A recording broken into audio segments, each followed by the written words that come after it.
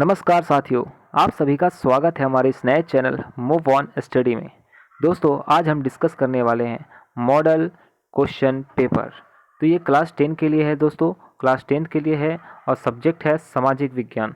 तो दोस्तों, आज हम डिस्कस करने वाले हैं एक एक जो क्वेश्चन है इसमें ऑप्शनल फॉर्म में सारे मैं डिस्कस करूँगा, ठीक है, विथ एक्स्ट्रा फैक्ट। तो मैं जितना भी एक्स्ट्रा फैक्ट बताऊँगा वो आपके एग्ज़ाम के व्यू से बहुत इंपॉर्टेंट होने वाला है।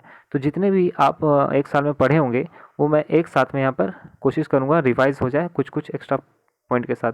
तो चलिए हम क्वेश्चन की तरफ चलते हैं। अगर आप नए होंगे तो प्लीज़ चैनल को सब्सक्राइब कर लें, ठीक है दोस्तों। चलिए अब क्वेश्चन की तरफ बढ़ते हैं। तो क्या बताया गया दोस्तों फर्स्ट क्वेश्चन में, आप ध्यान देंगे, बोला गया है, जूम कर रहा हूँ थोड़ा सा, आपको ज़्यादा दिखेगा, ठीक है।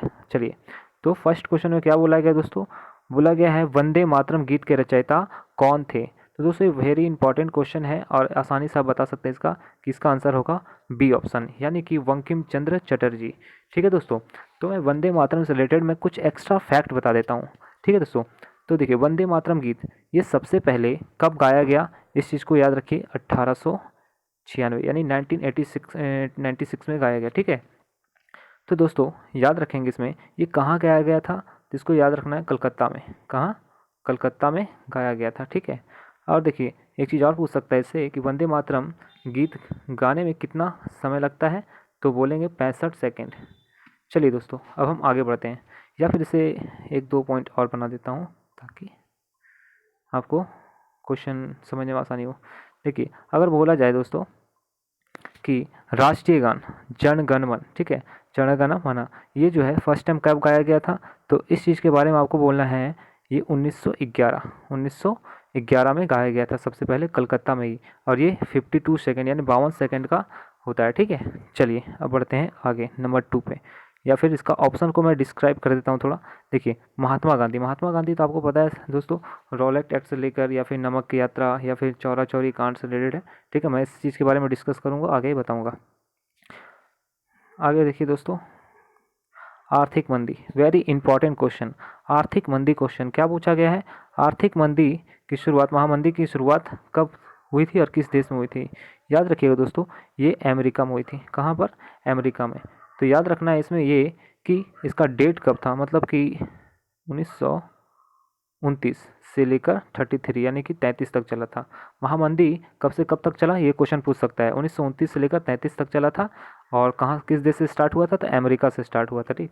तो अमेरिका ने क्या किया था कि खुद से सभी देश को उन्होंने ऋण दिया और खुद ही मतलब कि बर्बाद हो गया। सबसे ज़्यादा अगर क्वेश्चन पूछा जाए कि महामंदी से बर्बाद होने वाला देश कौन सा था, तो आप बोलेंगे अमेरिका ही था, ठीक है दोस्तों। तो इससे रिलेटेड और कुछ क्वेश्चन बता दूं, तो इसको बोला जाता है महामंदी को बोला जाता है विश्वव्यापी, ठीक है, विश्वव्यापी।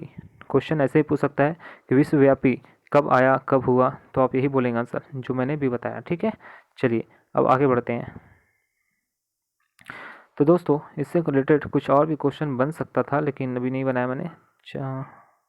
हाँ, देखिए, नेक्स्ट क्वेश्चन है द्वितीय विश्व युद्ध कब हुआ, द्वितीय विश्व युद्ध कब हुआ। तो इसमें भी आसानी से टिक लगा सकते हैं, क्या है, हाँ, ये आंसर हो जाएगा 1939 से लेकर 45 तक। कितना होगा दोस्तों, 1939 से लेकर 45 तक चला था, ठीक है। अब इससे इम्पोर्टेंट क्वेश्चन क्या निकल सकता है, तो इसमें आप बताए, याद रखिएगा कि मित्र राष्ट्र के द्वारा जो है द्वितीय विश्व युद्ध जीत लिया गया था। इस समय विश्व दो भाग बढ़ गया था, यानी कि जो है विश्व जो है इस समय यानी द्वितीय विश्व के समय दो भागों में बढ़ गया था, मित्र राष्ट्र और एक और राष्ट्र था, उसको बताता हूँ, धूरी राष्ट्र। कौन सा दोस्तों, धूरी राष्ट्र, ठीक है। तो मित्र राष्ट्र की इसमें जीत हुई थी, जिसमें देखिए मित्र राष्ट्र में कौन कौन से देश शामिल थे उस चीज़ के बारे में सुनिए। अमेरिका, कौन दोस्तों, अमेरिका, ठीक है, एंड रूस, उसके बाद इंग्लैंड, बोलिएगा ई फॉर इंग्लैंड। ये सब जो है शामिल थे किस चीज़ में, तो मित्र राष्ट्र में। और इसके बाद धुरी जो राष्ट्र थे उसमें भी कुछ देश शामिल थे इंपॉर्टेंट, देखिए, जर्मनी, इटली और एक जापान, याद रखिए, जापान। ये तीन जो देश हैं आपका, और भी थे लेकिन याद रखिएगा, धुरी में तीन इंपॉर्टेंट इधर, और मित्र राष्ट्र में वो तीनों, ठीक है। आगे बढ़े दोस्तों, देखिए नेक्स्ट क्वेश्चन क्या बोला जा रहा है, किस संधि के द्वारा यूनान को एक स्वतंत्र राष्ट्र के रूप में मान्यता मिली थी? तो इसको डायरेक्टली आप याद रखिएगा, इसका आंसर क्या होना चाहिए? कस्तूनतुनिया की। ठीक है, चलिए अगला बढ़ते हैं क्वेश्चन पे। डॉक्टर अंबेडकर ने दलित वर्ग एसोसिएशन की गठन कब किया था? देखिए दोस्तों, यहाँ पे दलित बोला है। अगर क्वेश्चन में दलित लिखा रहे और एक दलित रहता है, दो चीज़ रहता है, एक दलित और एक दलित, क्वेश्चन में थोड़ा सा चेंजेस कर सकता है। दलित के जगह पे लिख सकता है दलित। ठीक है दोस्तों, तो दोनों में से कुछ भी हो सकता है। अगर दलित क्वेश्चन में पूछे तो आपको आंसर क्या लगाना होगा? 1930। क्या लगाओगे? 1930। लेकिन अगर दलित पूछे तो 1921 लगाना है। ठीक है, चलिए अगला क्वेश्चन पे चलते हैं। क्या बोला है नेक्स्ट देखिए, बोला है गांधी जी ने कब नमक बनाकर नमक कानून का उल्लंघन किया? ये तो खैर आपको रट्टा मार लिए होंगे, आपको आता ही होगा ये। तो इसको डेट के साथ पूछा है, तो याद रखिएगा गांधी जी ने नमक बनाकर कब ये कानून को उल्लंघन किया था डेट के साथ, तो आपको बोलना है 6 अप्रैल। ठीक है, देखिए क्या हुआ था, इसका कहानी मैं थोड़ा सा डिस्कस कर देता हूँ। 12 मार्च 1930, ये जो है 12 मार्च 1930 से कब तक चला? तो 6 अप्रैल 1930 तक। ठीक है, ऐसे चला था 5 तक, लेकिन 6 को यहाँ पे नमक कर को समाप्त कर दिया गया था 6 अप्रैल को। ठीक है, तो इसमें कितने लोग शामिल हुए थे ये आप कमेंट बॉक्स में लिखेंगे। देखिए दोस्तों, इसमें क्या हुआ था, महात्मा गांधी के साथ साथ उनके साथ साथ कितने लोग, मतलब 78 लोग। ठीक है, 78 लोग जो है इनके साथ मतलब जी चले थे साथ में। ठीक है, दांडी से, कहाँ से? साबरमती आश्रम से लेकर दांडी तक चले थे। साबरमती आश्रम से लेकर दांडी तक चले थे और नमक करके विरोध में इन लोगों ने क्या किए? नमक बनाकर मतलब कि नमक कानून को तोड़ दिए। इसमें एक पॉइंट और पूछ सकता है आपका कि गांधी जी ने अंग्रेजों से कितना मांग रखा? तो याद रखेंगे 11 मांग को रखा था गांधी जी ने। ठीक है, और कितने किलोमीटर चला टोटल? 240 किलोमीटर, नहीं मील, याद रखना आपको, मील। 240 मील चले थे पैदल। ठीक है, 24 दिन में। और अगर किलोमीटर की बात करें तो 390 किलोमीटर। ठीक है, और एक इसमें महिला के रूप में भी कोई शामिल थी। अगर उसका नाम याद हो तो बताइए, नहीं तो चलो हम बता देते हैं क्या है इसका। सरोजनी नायडू। सरोजनी नायडू जी थे इसमें मतलब शामिल थे एक महिला के रूप में। ठीक है, चलिए अगला क्वेश्चन। हाँ, एक चीज़ और जान लीजिए दोस्तों कि अगर बोल दिया जाए सविनय अवज्ञा आंदोलन की शुरुआत कब हुई, तो बोलेंगे 1930 में। ठीक है, नमक यात्रा के साथ ही सविनय अवज्ञा आंदोलन की शुरुआत हो गई थी। ठीक है, नेक्स्ट क्वेश्चन पे बढ़ते हैं। बोल रहा है क्वेश्चन, कोष्टक में से सही शब्द को चुनकर रिक्त स्थान को भरें। तो इसमें आंसर क्या होना चाहिए? पहला क्वेश्चन पढ़ते हैं। फ्रांस में राष्ट्र के प्रतीक के रूप में ईसाई नाम दिया गया किसको? ईसाई नाम किसको दिया गया? इसको डायरेक्ट याद रखेंगे, मारियान। ठीक है, मारियान। लेकिन जर्मेनिया है तो ये क्या चीज़ हो जाएगा? जर्मनी से हो जाएगा। ठीक है दोस्तों, दोनों याद रखेंगे। नेक्स्ट क्वेश्चन क्या बोला है दोस्तों, देखेंगे। गांधी जी ने किस जगह से नमक मतलब कि नमक बनाकर नमक का कानून का उल्लंघन किया था? किस जगह पर? तो याद रखेंगे दांडी। क्या? साबरमती आश्रम से चलना स्टार्ट किए थे और दांडी पहुंचे थे। ठीक है, यहीं पे जाके उन्होंने नमक कानून का उल्लंघन किया था। ठीक, तो याद रखना इसमें कितना दिन था? तो 24 डेज था। और इसमें याद रखना कितना मील? तो 240 मील। और किलोमीटर की बात करेंगे तो कितना? 390। चलिए नेक्स्ट क्वेश्चन पे बढ़ते हैं। क्या बोला है देखिए, सॉरी यहाँ पर आ जाएगा 2-2 नंबर का क्वेश्चन, ये डिस्कस करना है खुद से या फिर मैं बाद में इसका वीडियो बना दूंगा। ठीक है, चलिए मैं एक नंबर वाले में सारा बता रहा हूँ। क्वेश्चन आ गया भूगोल से, तो यहाँ पे ध्यान देंगे। नवीकरण योग्य संसाधन नहीं है। क्वेश्चन में क्या पूछा है? नवीकरण योग्य संसाधन। नवीकरण किसको कहते हैं दोस्त? नवीकरण उसको कहते हैं जो पुनः उस चीज़ को हम यूज कर सकते हैं बनाकर। ठीक है, तो यहाँ पर बात किया जा रहा है नवीकरण योग्य संसाधन नहीं है मतलब देखिए, यहाँ सौर ऊर्जा डेली यूज़ करते हैं, ये कभी समाप्त होने वाले नहीं है। जल भी कभी समाप्त होने वाले नहीं है। पवन ऊर्जा भी कभी समाप्त नहीं हो। लेकिन ईंधन, जीवाश्म ईंधन जैसे गैस, कोयला, पेट्रोलियम, ये सब क्या हो जाएगा? आने वाले दिन में ये समाप्त हो जाएंगे। इसलिए इसका राइट आंसर क्या हो जाएगा दोस्तों? जीवाश्म ईंधन नवीकरण योग्य संसाधन नहीं है। चलिए अगला क्वेश्चन। भारत में प्रोजेक्ट टाइगर की शुरुआत कब हुई? Very important question. Project tiger की शुरुआत 1973 में हुई दोस्तों। याद रखना, प्रोजेक्ट टाइगर की शुरुआत कब हुई है? 1973 में। थोड़ा सा इसमें जान लेते हैं प्रोजेक्ट टाइगर से रिलेटेड। ये किस चीज़ के लिए था? तो बाघों को संरक्षण दिया गया था इसमें। ठीक है, बाघों को बचाना था। एक चीज़ और याद रखिएगा, पूरे विश्व में सबसे ज़्यादा बाघ अगर है तो किस देश में है, तो अपना देश भारत। ठीक है दोस्तों, भारत के पास ही जो है पूरे विश्व में सबसे ज़्यादा बाघ हैं। तो बाघों की संख्या भारत में कितनी? हाँ दोस्तों, याद रखना है आपको कि भारत में सबसे ज़्यादा, लेकिन कितना है उसकी संख्या अगर पूछ लिया जाए या फिर आप याद कर लेंगे कितना, 2967 ये टोटल है। लेकिन किस राज्य में सबसे ज़्यादा है, तो एमपी बोलेंगे, मध्य प्रदेश। मध्य प्रदेश में सबसे ज़्यादा बाघों की संख्या है, जो कि 526। ठीक है दोस्तों, याद रखना है। प्रोजेक्ट टाइगर किससे था, तो बाघ से था, उनके संरक्षण करना था बाघों को। ठीक है, चलिए अगला क्वेश्चन की ओर पढ़ते हैं। अपना झारखंड से आ गया है, ठीक है, इससे तो क्वेश्चन बनता ही है। तो बोला है क्वेश्चन, झारखंड में स्थित कोडरमा, देखिए दोस्तों हम कोडरमा में ही रहते हैं और कोडरमा से ही पूछ लिया है। झारखंड में स्थित कोडरमा निम्नलिखित में से किस खनिज का अग्रणी उत्पादक है? ये वेरी इंपॉर्टेंट है और हमेशा पूछता है। तो ये अभ्रक लगाना, ठीक, क्या लगाना है दोस्तों, अभ्रक लगाना, वेरी इंपॉर्टेंट है, याद रखेंगे। अब बॉक्साइट की अगर बात करेगा, ठीक है, बॉक्साइट की अगर बात करेगा कि किस राज्य में सबसे ज़्यादा बॉक्साइट मिलता है, तो आपको बोलना है उड़ीसा। बॉक्साइट कहाँ मिलता है दोस्तों, उड़ीसा। उड़ीसा क्या बोलेंगे, उड़ीसा। ठीक है दोस्तों, और भी इसका उसके बाद दोस्तों क्या करना है, देखिए तांबा की अगर हम बात करें, तांबा किस राज्य में सबसे अग्रणी पाया जाता है, यानी सबसे ज़्यादा तांबा किस राज्य में पाया जाता है? क्या आप ये सब बता सकते हैं? नहीं, तो जानिए सुनिए, इसका तांबा जो है सबसे ज़्यादा जो मिलेगा आपको एमपी में। कहाँ बोलेंगे, एमपी नहीं सर दोस्तों, इसका एमपी नहीं बोल सकते आप, इसका कर्नाटक बोलेंगे। क्या बोलेंगे, कर्नाटक।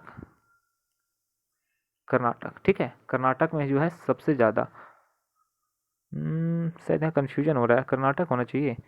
एक मिनट, क्या बोला गया है, तांबा सबसे ज़्यादा किस राज्य में मिलता है, तो आप एमपी ही बोलेंगे। ठीक है दोस्तों, एमपी में सबसे ज़्यादा मिलता है तांबा। ठीक है, अगर बात करें हम अभ्रक की तो झारखंड बोलेंगे, तांबा की तो एमपी बोलेंगे, बॉक्साइट तो उड़ीसा बोलेंगे, लौह अयस्क की अगर बात करेंगे हम, ठीक है, तो उसका बोल देंगे आप कर्नाटक। ठीक है, कर्नाटक, तो कर्नाटक में बोलेंगे सबसे ज़्यादा क्या मिलता है, तो लौह अयस्क मिलता है। तो लौह अयस्क के बारे में हम लोग थोड़ा सा जानकारी एकत्रित कर लेते हैं, जान लेते हैं। ठीक है, तो देखिए दोस्तों लौह अयस्क क्या है, तो लौह अयस्क के कुछ प्रकार होते हैं, कितना, 4 प्रकार। लौह अयस्क के कितने प्रकार होते हैं, 4 प्रकार होते हैं। पहला कौन सा होता है, याद रखेंगे, हेमेटाइट। कौन सा होता है, हेमेटाइट। दूसरा मैग्नेटाइट, और तीसरा लिमोटाइट, और चौथा सिडरेटाइट। ठीक है, ये चारों का आपको याद रखना है। पहला हेमेटाइट, दूसरा मैग्नेटाइट, तीसरा लेमोटाइट और चौथा सिडरेटाइट। ये चारों के बारे में पूछा, लेकिन सबसे ज़्यादा बोलेगा कि कौन सा अच्छा होता है, तो हेमेटाइट को आपको बोलना है। ठीक है, चलिए नेक्स्ट क्वेश्चन क्या बोला है दोस्तों, नेक्स्ट क्वेश्चन कोष्टक में से, मतलब 1 नंबर का है ना, हाँ ठीक है, 1 नंबर का क्वेश्चन है, यहाँ ध्यान देंगे। भारत का पहला सूती वस्त्र, भारत का पहला सूती वस्त्र मतलब कि बोल रहा है कब स्थापित किया गया था। मुंबई में स्थापित तो किया गया, लेकिन कब स्थापित किया गया है, डेट याद रखेंगे 1854 में। ठीक है, कहाँ पर, तो महाराष्ट्र यानी मुंबई में स्थापित किया गया। जगह भी पूछ सकता है, मुंबई या फिर महाराष्ट्र। 1854 में सूती वस्त्र सबसे पहले लगाया है। नेक्स्ट क्वेश्चन देखें, 2 नंबर का है, चलिए इसको बाद में डिस्कस करेंगे। ठीक है, नेक्स्ट क्वेश्चन दोस्तों, अगर अच्छा लग रहा हो वीडियो प्लीज़ लाइक करें, सब्सक्राइब करें। ठीक है, नेक्स्ट क्वेश्चन है दोस्तों, निम्नलिखित में से कौन सा विषय राज्य सूची के अंतर्गत आते हैं। देखिए यहाँ पे थोड़ा सा डिस्क्राइब कर देता हूँ, क्योंकि यहाँ से आपको पूछ सकता है क्वेश्चन कि क्या है सूची। सूची यानी कि बोला जाएगा कि संविधान के किस सूची में, अनुसूची में सूचियों का मतलब कि बात शक्तियों का बंटवारा किया गया है, तो आपको डायरेक्टली बोलना है 7वीं अनुसूची। 7वीं अनुसूची में, 7वीं अनुसूची में शक्तियों का बंटवारा किया गया है 3 भागों में। कितना दोस्तों, 3 भागों में बोलेंगे। तो कौन कौन सा है वो 3 भाग, याद रखें। सबसे ऊपर पहला नंबर पर बोलेंगे संघ सूची, संघ सूची। दूसरा बोलना पड़ेगा क्या, राज्य सूची। और तीसरा बोलना पड़ेगा आपको समवर्ती सूची, समवर्ती सूची। ये 3 सूची की आपको याद रखना है, संघ सूची, राज्य सूची और समवर्ती सूची। संघ सूची में क्या होता है, केंद्र सरकार ही कानून बना सकता है। ठीक है, याद रखेंगे, सिर्फ उनको ही अधिकार होता है, केंद्र सरकार को ही कानून बनाने का अधिकार होता है। राज्य सूची में केवल राज्य सरकार ही बना सकती है कानून, लेकिन समवर्ती सूची में दोनों मिलकर बना सकते हैं। ठीक है, इतना याद रखना है। और यहाँ पे क्वेश्चन क्या पूछा है उसके अकॉर्डिंग चलते हैं। क्वेश्चन में पूछा गया है कि राज्य सूची के अंतर्गत आते हैं, राज्य सूची के अंतर्गत कौन सा आता है। तो देखिए यहाँ पे ऐसे याद रखें, इसको डिस्क्राइब कर देता हूँ मैं। बैंकिंग की अगर बात करें, बैंकिंग की बात करें, या फिर संचार, क्वेश्चन में अगर दे दे संचार, या फिर दे दे रेलवे, या फिर दे दे रेलवे, बैंक दे दे, रेलवे दे दे, संचार दे दे, या फिर विदेशी मामले, यानी विदेशी मामले अगर दे दे विदेश के बारे में या फिर रेल के बारे में दे दे, ये सब जो हो जाएगा आपका संघ सूची के अंतर्गत। कौन सा आ जाएगा, कहाँ पर, संघ सूची के अंतर्गत आ जाएगा। लेकिन यही राज्य सूची के अंतर्गत बात करें, राज्य सूची के अंतर्गत बात करें तो आ जाएगा कृषि। राज्य सूची के अंतर्गत क्या आएगा, कृषि, वन, जंगल, पशु, याद रखें कुछ भी, आज सड़क भी लिख सकते हैं, क्या, सड़क। ये कुछ इंपॉर्टेंट्स है जो हमने डिस्क्राइब कर दिया है। और एक चीज़ याद रखें, शिक्षा, ये क्वेश्चन बनता है कि शिक्षा किस सूची का विषय है, तो शिक्षा याद रखेंगे आप समवर्ती, क्या याद रखेंगे, समवर्ती सूची। शिक्षा जो है समवर्ती सूची का विषय है, ठीक। स्वास्थ्य भी बोल सकते हैं। तो यहाँ क्वेश्चन के हिसाब से क्या बोला है, सुनिए, कौन सा सूची मतलब कि राज्य सूची के अंतर्गत आते हैं, तो याद रखेंगे यहाँ पे कंप्यूटर हो जाएगा आंसर, क्या हो जाएगा, कंप्यूटर, ठीक।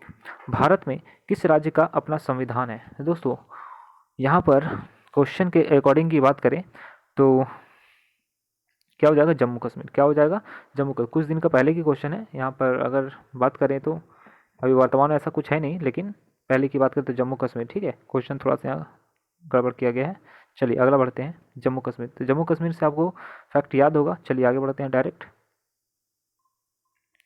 क्या बोला है, न्यायपालिका की नियुक्ति कौन करता है, न्यायपालिका की नियुक्ति कौन करता है, इसे तो राष्ट्रपति करता है दोस्तों, ठीक है। लेकिन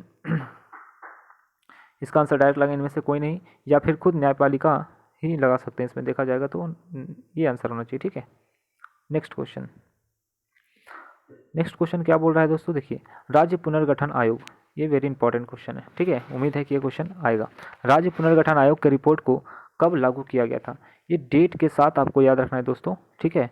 क्या बोला गया है, याद रखें, राज्य पुनर्गठन आयोग, ये याद रखना है 1956, यानी 1 नवंबर 1956 में याद रखना है। तो देखिए इसमें क्या हुआ था, जब हमारा देश बनकर मतलब तैयार हो गया था, यानी देश हमारा आज़ाद हुआ था, तो उस समय मतलब कि राज्य पुनर्गठन आयोग का स्थापना 1956 में जब हुई थी, तो 14 राज्य थे। मूल राज्यों की संख्या अगर पूछे शुरुआती में, तो आपको बोलना है 14 राज्य थे और 6 केंद्र शासित प्रदेश थे, ठीक है। कितना केंद्र शासित प्रदेश थे, 6, और टोटल राज्य बोलेंगे 14, ठीक है। चलिए अगला क्वेश्चन पे बढ़ते हैं।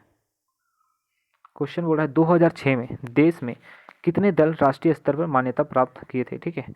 तो इतना याद रखना है आपको, 2006 की बात किया है, 2006 में कितना थे, 2006 में 6 में आपको 6 नहीं आपको लगाना है 8 लगाना है, क्या लगाना है, 8 लगाना है। लेकिन वर्तमान में नो नो नो, अब भी सॉरी दोस्तों, ठीक है, अब भी याद रखना है कि 2006 में 6 था, लेकिन अगर वर्तमान में बात करें तो 8 है, ठीक है। जो नवनिर्मित अगर बोलेगा एकदम बिल्कुल नया नया, ठीक है, नया नया जो है राष्ट्रीय स्तर पे बना है पार्टी, उसका नाम है NNP, क्या नाम है, NNP,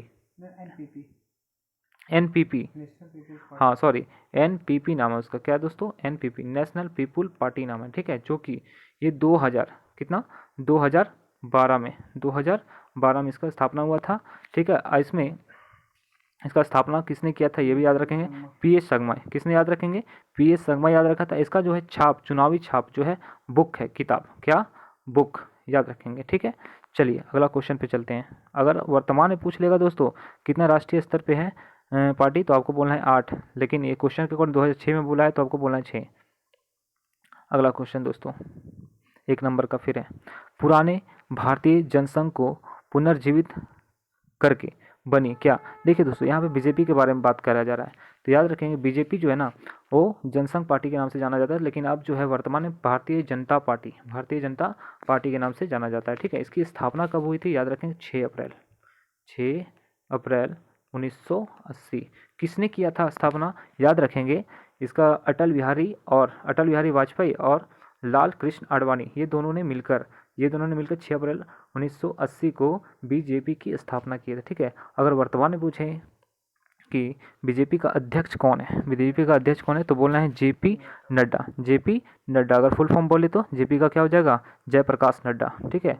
चलिए अगला बात करें। अगला क्वेश्चन है जगत प्रकाश होगा, सॉरी जयप्रकाश नहीं, जगत प्रकाश होगा। क्या होगा दोस्तों, JP नड्डा का जगत प्रकाश होगा, ठीक है। जगत प्रकाश नड्डा। अगला क्वेश्चन है दोस्तों, बर्लुस्कोनी के प्रधानमंत्री कौन थे? इसको डायरेक्टली याद रखेंगे, इसमें कोई एक्स्ट्रा फैक्ट नहीं चलेगा, ये इटली होगा, ठीक है, याद रखेंगे इसको। बर्लुस्कोनी का जो प्रधानमंत्री थे वो कौन थे? इटली, मतलब सॉरी, प्रधानमंत्री कहाँ के थे? तो वो इटली के थे। अब पूछ रहा है नेक्स्ट क्वेश्चन, खाली जगह यानी कि ब्लैंक स्पेस ने यहाँ के विभिन्न जातीय समूहों की आकांक्षाओं के बीच सफलतापूर्वक सामंजस्य स्थापित किया था। इसको आंसर डायरेक्ट आप लगा देंगे, श्रीलंका, ठीक। आगे अगला क्वेश्चन है, भ्रष्टाचार पर अंकुश लगाता है। वेरी इंपॉर्टेंट क्वेश्चन है दोस्तों। भ्रष्टाचार पर अंकुश कौन लगाता है? याद रखें, सूचना का एक अधिकार है। सूचना का संविधान में सूचना का अधिकार के बारे में डिस्कस किया गया है, ठीक है। ये सूचना का अधिकार कब आया था? क्वेश्चन पूछेगा तो बोलना आपको 2005। सूचना का अधिकार कब आया था? 2005। इसके तहत याद रखेंगे सरकारी निकायों में जितने भी मतलब कि पारदर्शिता था या फिर आपको जानने की इच्छा हो तो याद रखेंगे कि सूचना का अधिकार के अंतर्गत उसको जान सकते हैं, ठीक है। 2005 में आया था। तो भ्रष्टाचार का याद रखेंगे कि अंकुश कौन लगता है भ्रष्टाचार पर अंकुश? तो यही सूचना का अधिकार। और याद रखें कब आया था? 12 अक्टूबर 2005, ठीक है दोस्तों। नेक्स्ट 2 नंबर का क्वेश्चन है, आगे है क्या? एक फिर से आया क्वेश्चन, इनमें से कौन द्वितीयक क्षेत्रक में शामिल? द्वितीयक क्षेत्रक यानी देखो सेक्टर कितना होता है दोस्तों? ऐसे 4 होता है, लेकिन आपको 3 तक ही पढ़ना है यहाँ पे फिलहाल। देखिए, फर्स्ट सेक्टर नेचुरल होता है, यानी प्राकृतिक के द्वारा जो भी प्राप्त है। सेकंड में आपको बोलेंगे उसको नवनिर्मित, यानी कि फिर से उसको पुनः निर्माण करते हैं, फैक्ट्री में ले जाकर। तीसरा बोलते हैं सेवा क्षेत्र, तीसरा को क्या बोलते हैं? सेवा क्षेत्र। तो यहाँ क्वेश्चन बोला जा रहा है द्वितीयक क्षेत्र। द्वितीयक क्षेत्र को क्या कहेंगे दोस्तों? यानी कि इसको पुनः बनाया जा रहा है, ठीक है। तो यहाँ पे ऑप्शन के हिसाब से चलें, कुम्हार, बुनकर, दिया, सलाई कारखाना में श्रमिक। तो इसके हिसाब से आंसर डी हो जाएगा, यानी कि इनमें से सभी हो जाएगा, ठीक है, इनमें से सभी। एक वस्तु का अधिकांशतः प्राकृतिक प्रक्रिया से उत्पन्न किया क्षेत्र की गतिविधि क्या होता है? यानी कि देखिए यहाँ से पकड़ना है आपको, प्राकृतिक लिखा हुआ, क्या लिखा हुआ है? प्राकृतिक। प्राकृतिक का मतलब होता है प्राथमिक। प्राकृतिक का मतलब क्या हो गया? प्राथमिक, यानी जितने भी प्राकृतिक स्रोत हैं या फिर जो भी हैं वो प्राथमिक क्षेत्र के अंतर्गत आ जाएंगे, ठीक है दोस्तों। सेवा क्षेत्र तृतीयक में आ जाएगा, और जो विनिर्माण का बात करें तो आ जाएगा द्वितीयक में। ऋण के अनौपचारिक स्रोत में शामिल होता है। ऋण के अनौपचारिक स्रोत में क्या शामिल होता है? याद रखेंगे, बैंक। क्या? बैंक, ठीक है। इसका आंसर क्या हो जाएगा? अनौपचारिक स्रोत में शामिल है कौन? बैंक। नेक्स्ट, भारत में करेंसी नोट कौन जारी करता है? अच्छा क्वेश्चन है दोस्तों, इससे कुछ एक्स्ट्रा फैक्ट भी जानेंगे। करेंसी नोट को जो जारी करने का काम करता है वो है कौन? कौन याद रखेंगे? Reserve bank of India. कौन दोस्तों? Reserve bank of India. इससे कुछ रिलेटेड मैं एक्स्ट्रा फैक्ट बताता हूँ। रिजर्व बैंक इंडिया की स्थापना 1 अप्रैल 1935 में हुआ था। याद रखें कहाँ हुआ था? तो याद रखें इसका हेडक्वार्टर फर्स्ट टाइम जब इसकी स्थापना हुआ था तो कलकत्ता में था। कहाँ पर था? कलकत्ता में था इसका हेडक्वार्टर, ठीक है। जब इस मतलब कि 2 साल के बाद यानी 1937 में क्या हुआ? इसको चेंज कर दिया गया। 1937 में इसको चेंज करके हेडक्वार्टर को कहाँ स्थापित कर दिया गया था? 1937 में मुंबई में, महाराष्ट्र में, ठीक है, मुंबई में। तो इसके प्रथम अगर पूछा जाए कि इसके अध्यक्ष कौन थे तो V.A. स्मिथ बोलेंगे। क्या बोलेंगे? V.A. Smith is the first chairman, या फिर मैन जो है कौन हो गया इसका? प्रेसिडेंट, हाँ, कौन हो गए? तो याद रखें V.A. स्मिथ। अब दोस्तों आगे बात करते हैं, क्या बात कर रहा है? देखिए, विश्व की किस संस्था ने व्यापार और निवेश के उदारीकरण के लिए विकासशील देशों पर दबाव डाला है? देखिए दोस्तों, दबाव डाला है, यहाँ क्वेश्चन को पकड़ना है आपको। यहाँ बात कर रहा है व्यापार, क्या बात कर रहा है? व्यापार और निवेश। ये जो है आपको डायरेक्टली किससे बिलोंग कर रहा है क्वेश्चन? तो याद रखेंगे व्यापार का नीति कौन करता है? मतलब ये व्यापार संगठन WTO, वर्ल्ड ट्रेड ऑर्गेनाइजेशन। याद रखेंगे ये इसका स्थापना 1995 में हुआ था। कब हुआ था दोस्तों? 1995 में। और WTO का जो मुख्यालय है वो जेनेवा बोलेंगे। क्या बोलेंगे? जेनेवा, जो कि स्विट्जरलैंड में स्थित है, ठीक है। नेक्स्ट क्वेश्चन, सबसे इंपॉर्टेंट अच्छा सवाल, विश्व की सबसे बड़ी मोटरसाइकिल निर्माता कौन है? ठीक है, इसका आंसर आपका ये होना चाहिए, सॉरी ये लेना पड़ेगा, सुजुकी कंपनी, ठीक है। नेक्स्ट क्वेश्चन क्या बोला है? आयात पर कर अवरोधक का एक उदाहरण है। याद रखेंगे इस पर वाणिज्यिक क्या रखेंगे? व्यापार याद रखना, ठीक है। भारत में अनुपात में श्रमिक असंगठित क्षेत्र में काम कर रहे हैं देखिए दोस्तों, यहाँ पे जरा समझना है, यहाँ पे थ्योरी में भी क्वेश्चन पूछ सकता है, संगठित क्षेत्रक और असंगठित क्षेत्रक क्या होता है। संगठित क्षेत्र का मतलब क्या होता है, संगठित का मतलब क्या होता है, गवर्नमेंट, यानी जिस पर सरकार का वर्चस्व होता है, अधिकार होता है, उसको बोलते हैं संगठित क्षेत्रक। जैसे रेलवे के अंतर्गत जो भी आ गया वो आपका संगठित क्षेत्र के अंतर्गत आएगा, ठीक है। और जो असंगठित होता है वो प्राइवेट सेक्टर होते हैं, क्या होता है, प्राइवेट, यानी निजी कंपनियां होती हैं, वो असंगठित क्षेत्रक होती हैं। निजी कंपनियां क्या होती है, तो असंगठित क्षेत्रक होती है। तो यहाँ क्वेश्चन पूछा, भारत में अनुपात मतलब किस अनुपात में, बड़े या फिर छोटे, बड़े या फिर छोटे श्रमिक असंगठित क्षेत्र में, असंगठित पूछा है, यानी असंगठित का मतलब हो गया आपको प्राइवेट सेक्टर काम कर रहे हैं, तो कहाँ पे, बहुत संख्या में, क्या, बहुत बड़ी संख्या में, ठीक है। चलिए इसका बोलेंगे बड़ी संख्या में। आगे दोस्तों, बैंक यानी खाली जगह, बैंक खाली जगह पर देने वाले ब्याज से ऋण पर अधिक ब्याज लेते हैं, यानी इसको डायरेक्टली याद रखेंगे जमा पूंजी, क्या, जमा पूंजी। तो दोस्तों इस तरह से थोड़ा सा गला में प्रॉब्लम है, एनमैक भी थोड़ा सा प्रॉब्लम है, इससे थोड़ा सा दिक्कत हो रहा है दोस्तों, ठीक है। जो भी अगर प्रॉब्लम हुआ है नेक्स्ट टाइम से उसको इम्प्रूवमेंट किया जाएगा।